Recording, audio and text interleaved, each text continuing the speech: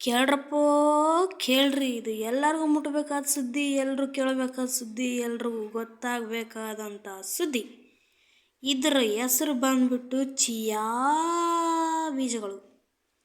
ಇವು ನಮಗ ಎಲ್ರಿಗೆ ಭಾಳ ಉಪಯೋಗರಪ್ಪೋ. ಸಣ್ಣ ಆಗ್ಬೇಕಂದವರಿಗೆ, ಚಲೋ ಆಗ್ಬೇಕಂದವರಿಗೆ, ಚೆಲುವಿ ಆಗ್ಬೇಕಂದವರಿಗೆ ಎಲ್ರಿಗೆ ಚಲೋ ಉಪಯೋಗಕ್ಕೆ ಬರ್ತದ್ರಪ್ಪೋ. ಇದನ್ನು ಹೆಂಗೆ ತಗೊಳ್ಬೇಕಪ್ಪ ಅಂದ್ರೆ ನಾ ಹೇಳ್ತೀನಿ, ಹಂಗೆ ಮಾಡ್ರಿ.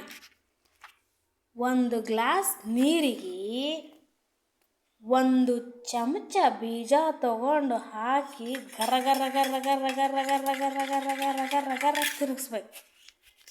ಹೆಂಗ ಗರ್ರ ಗರ್ರ ಗರ್ರ ಗರ್ರ ಗರ್ರ ಗರ್ರ ಗರ್ರ ಗರ್ರ ಗರ್ರ ಗರ್ರ ಗರ್ರ ಗರ್ರ ತಿರುಗಿಸ್ಬೇಕು. ಏನಿಲ್ಲ ಅಂದ್ರೂ 1 ತಾಸು ನೆನಿಬೇಕು.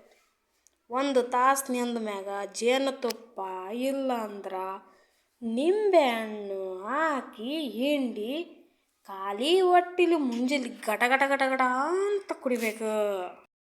ಹಿಂಗೆ ಕುಡಿಯೋದ್ರಿಂದ ಮೋತಿ ಮ್ಯಾಗಿನ ಬಗ್ಗಿ, ಹೊಟ್ಟಿ ಮ್ಯಾಗಿನ ಚಮಡ ಎಲ್ಲ ಕಮ್ಮಿ ಆಗ್ತದಂತ ನೋಡ್ರಪ್ಪ. 3 ತಿಂಗಳು ಯೂಸ್ ಮಾಡಿಕ್ಯಾಂತ ಹೋದ್ರೆ 1 ದಿನ ಬಿಡಲಾರ್ದಂಗೆ ನಮ್ಮ ಬಣ್ಣ ಬದಲಾಗ್ತದಂತ. ಅಷ್ಟೇ ಅಲ್ಲ, ಇದು ನಮ್ಮ ದೇಹಕ್ಕೆ ಭಾರಿ ಒಳ್ಳೆಯದು. ಎಲ್ಲರೂ ಟ್ರೈ ಮಾಡ್ರಿ. ಮತ್ತು ಯಾರ್ಯಾರು ಏನೇನು ಸರ್ಕಸ್ ಮಾಡಕತ್ತೀರಿ ಎಲ್ರಿಗೂ ತಿಳಿತದ ಇದ್ರ ಬಗ್ಗೆ. ಎಲ್ರಿಗೂ ಈ ಸುದ್ದಿ ಮೂಡಿಸ್ರಿ. ಟಾಟಾ, ಬಾಯ್ ಬಾಯ್.